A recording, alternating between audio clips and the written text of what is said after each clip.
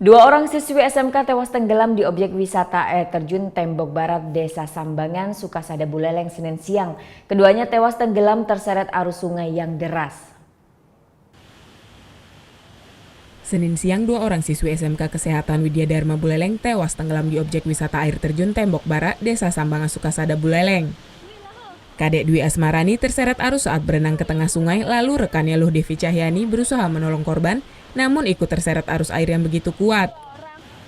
Kedua siswi ini tengah berwisata bersama teman-teman dan guru sekolahnya dalam rangka jeda akhir semester.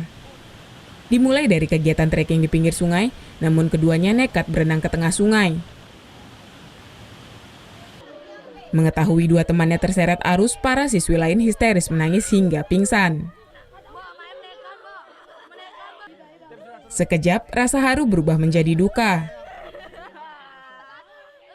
Trekking? Iya. Dari mana tadi trekkingnya?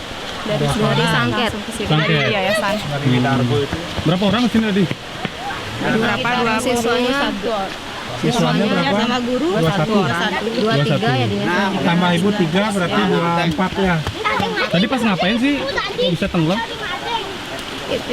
Saya kan kurang tahu kejadiannya. Itu mereka berenang di pinggir, itu udah saya larang ke dalamnya. Karena cowok-cowok itu udah yang mereka ikut gitu. Pertama saya kira gini bercanda. Terus itu akhirnya itu udah kejadiannya itu yang cowok, soalnya yang ada cowok itu mereka berduanya nggak bisa renang masalahnya. Yang cowok satu nggak bisa renang juga. Ini pertama kali kesini? Iya, pertama kali sama siswa.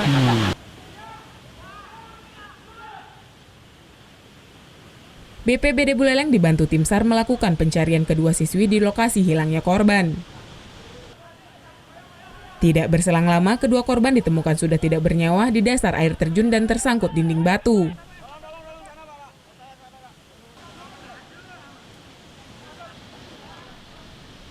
Usai dievakuasi, kedua korban langsung dibawa ke RSUD Buleleng untuk dilakukan visum. Atas peristiwa ini, objek wisata air terjun Batubara ditutup sementara oleh pengelola. Putu Wijana melaporkan untuk NET.